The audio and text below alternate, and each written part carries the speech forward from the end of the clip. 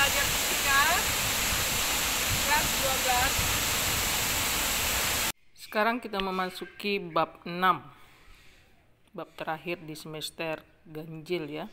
Judulnya adalah radiasi gelombang elektromagnetik. Ini gambar apa, Nak? Ini gambar HP ya. Kalau kita perhatikan ya, bahwa perkembangan teknologi dalam menggunakan HP itu saat ini sudah semakin bertambah ya. Bahwa ketika kita sedang menggunakan handphone, terjadi gelombang radiasi yang terpancar dari handphone tersebut. Bagaimana handphone atau HP dapat terhubung satu sama lain tanpa memerlukan kabel penghubung? Gelombang elektromagnetik bisa didefinisikan sebagai gelombang yang dalam perambatannya tidak memerlukan medium. Oleh karena itu, gelombang yang terpancar pada handphone termasuk gelombang elektromagnetik. Begitu pula ketika Anda mendengarkan acara pada suatu stasiun radio, Anda perlu mencari frekuensi gelombang radio tersebut dengan tepat agar dapat didengar dengan jelas ya. Tahukah Anda mengapa gelombang radio dapat berinterferensi? Mengapa, Nak? Mengapa gelombang radio hanya memiliki jangkauan frekuensi tertentu? Ya, Tuhan menciptakan semua yang ada di alam semesta ini dengan maksud dan tujuan yang terkandung di dalamnya agar dapat dimanfaatkan oleh kita manusia sebaik-baiknya. Nah, itulah radiasi dari gelombang elektromagnetik ya. Berikut kita lihat bahwa kebutuhan terhadap medium perantara gelombang dapat dibagi menjadi dua, yaitu gelombang mekanik dan gelombang elektromagnetik. Gelombang mekanik itu adalah perambatannya membutuhkan medium perantara. Contohnya gelombang bunyi, gelombang permukaan air, dan gelombang pada tali. Sedangkan gelombang elektromagnetik tidak membutuhkan medium atau perantara untuk merambat ya. Contohnya itu apa? Cahaya matahari, di mana setiap hari kita menikmati. Itu contoh dari gelombang elektromagnetik. Nah, oleh Michael Faraday menyatakan bahwa perubahan medan magnetik menyebabkan muatan listrik mengalir dalam loop kawat atau ekuivalen dengan bangkitnya medan listrik. Maxwell mengusulkan proses yang berkebalikan, yaitu suatu perubahan medan listrik akan membangkitkan medan magnet. Nah, jika perubahan medan magnetiknya itu sinusoidal, maka akan menghasilkan medan listrik yang juga berubah secara sinusoidal. Selanjutnya, perubahan medan listrik secara sinusoidal akan menghasilkan medan magnet yang sinusoidal juga ya. Demikianlah seterusnya proses tersebut terjadi secara berantai sehingga menghasilkan perubahan medan magnetik dan medan listrik yang merambat ke segala arah. Nah, oleh James Clerk Maxwell berhasil menghitung kecepatan rambat gelombang elektromagnetik ya. Kecepatan rambat gelombang elektromagnetik bergantung pada dua besaran, yaitu permitivitas listrik atau dilambangkan dengan epsilon, dan permeabilitas magnet atau simbolnya mu dari suatu medium yang dilalui. Dari hasil perhitungan secara matematis, Maxwell menemukan kecepatan rambat gelombang elektromagnetik dalam ruang hampa atau disimbol dengan C. Ditulis persamaannya, ini dia. C sama dengan 1 per akar dari epsilon 0 kali epsilon 0 kali mu 0, dengan epsilon 0 itu sama dengan 8,85 kali 10 pangkat min 12 C kuadrat Coulomb kuadrat per Newton meter kuadrat. Sedangkan mu 0 itu adalah 4 kali 10 pangkat min 7 Weber per ampere meter. Nah, itu dia. Lalu dimasukkanlah nilainya tadi, sehingga disimpulkan bahwa nilai C itu hasilnya 299.3880,5 meter per sekon, atau dibulatkan menjadi 3 kali 10 pangkat 8 meter per sekon. Itulah yang dilakukan oleh Maxwell atau dugaannya, ya. Jadi itu merupakan ketetapan, ya. Ketetapan dari kecepatan cahaya. Diingat, itu adalah konstanta. Nah, untuk membuktikan hipotesis dan perhitungan Maxwell, Heinrich Rudolf Hertz, ya, pada tahun 1857 sampai 1894, seorang fisikawan Jerman melakukan percobaan juga, ya, dengan menggunakan peralatan khusus. Dalam percobaannya, ya, Hertz juga berhasil mengukur kecepatan rambat gelombang elektromagnetik yang sesuai dengan nilai yang diramal oleh Maxwell.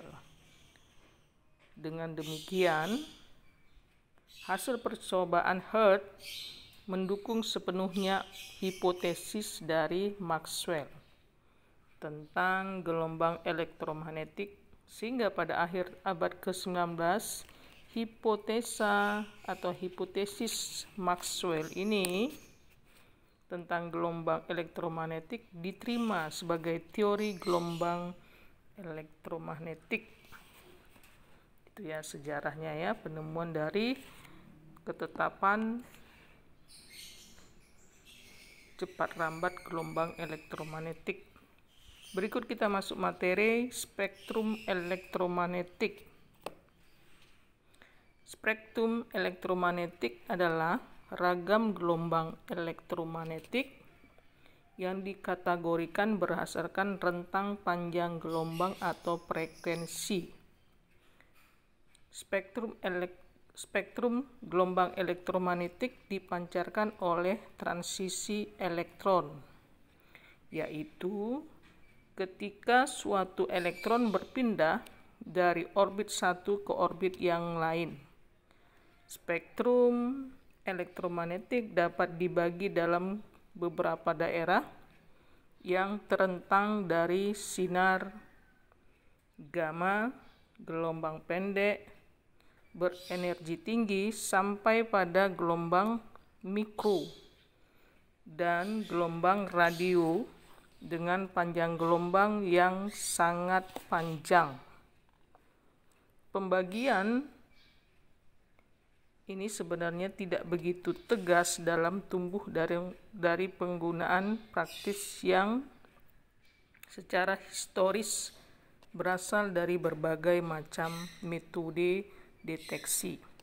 Nah, biasanya dalam mendeskripsikan energi spektrum elektromagnetik dinyatakan dalam elektron volt untuk foton berenergi tinggi atau di atas 100 elektron volt, ini dibaca EP itu elektron volt, dalam panjang gelombang untuk energi menengah dan dalam frekuensi untuk energi rendah, yaitu lambda lebih besar atau sama dengan 0,5 mm.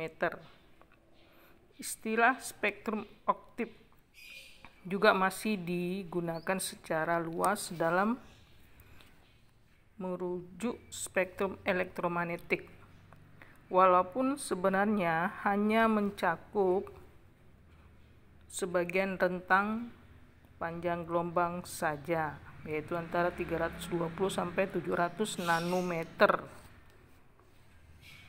Hubungan antara frekuensi atau F, panjang gelombang atau lambda, dan kecepatan rambat gelombang elektromagnetik atau C memenuhi persamaan berikut, yaitu C sama dengan F kali lambda, yaitu rumusnya ya. Di dalam ruang hampa nilai C adalah tetap, sedangkan nilai F bergantung pada nilai lambda. Jika lambda kecil, F besar, atau sebaliknya. Untuk nilai lambda besar, nilai F menjadi kecil. Untuk mengetahui jangkauan frekuensi suatu manfaat setiap spektrum gelombang elektromagnetik, berikut akan dibahas karakteristik beberapa spektrum gelombang elektromagnetik. Nah, ini dia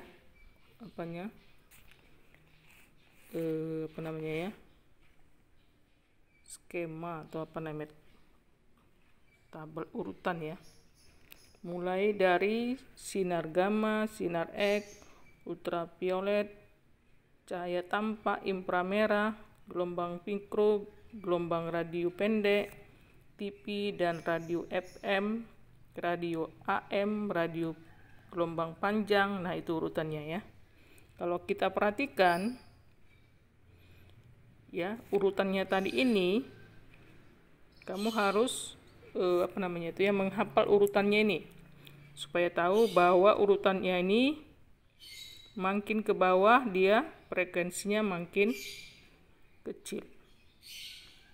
Tapi kalau yang mengenai panjang gelombangnya makin ke bawah dia makin besar gitu ya. Nah, ini rentang dari spektrum gelombangnya ya. Kita ambil contohnya, kalau dia pas sekali dia sinar X itu antara 10⁻16 Hz sampai 10⁻24 Hz. Tapi kalau untuk panjang gelombangnya dimulai dari 10⁻⁻13 meter sampai 10⁻⁸ meter gitu ya. Itu skemanya, ibu sorot dari dari atas. Nah, itu dia ya. Oke, kita ambil contoh soalnya.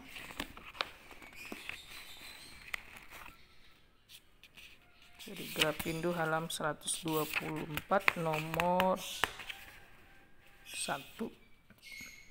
Ini dia soalnya. Sebuah pemancar radio FM bekerja pada frekuensi 100 MHz. Panjang gelombang yang dipancarkan oleh pemancar radio FM tersebut adalah, ini pilihannya. Jadi diketahui tadi F-nya sama dengan 100 MHz. Konversikan ke Hertz itu jadi 10⁻⁶. Mega itu 10⁻⁶. Ini kan ada 100 ya. Tambah 2 lah nolnya jadi 8 Hz. 10⁻8 Hz. Lalu C sama dengan 3 kali 10⁻8 meter per sekon. Pertanyaannya adalah berapakah lambdanya? Jawab. Tadi rumusnya lambda sama dengan C per C. Nah, C ini konstanta ya, jadi harus diingat.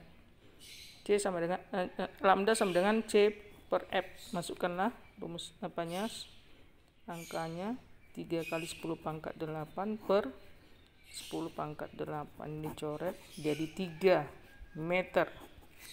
Itulah lambdanya. Jawabannya adalah 3 meter D. Oke, Ibu kasih satu soal untuk latihanmu supaya kamu mengerti materi ini. Dari buku Grapindo nomor 3 ini aja ya. Sinar gamma yang dihasilkan oleh unsur radioaktif memiliki panjang gelombang 10 pangkat min 12 meter. Jika sinar gamma merambat dengan kelajuan 3 kali 10 pangkat 8 meter per sekon, frekuensi sinar gamma tersebut adalah, nah ini dia pilihannya. Ini dia. Oke, kamu jawablah di komen, tulis nama dan kelas ya, supaya nanti Ibu bisa mencek siapa yang mengerjakan tugas. Sekian dulu dari Ibu Rostina Sebayang. Salam sehat dan salam fisika.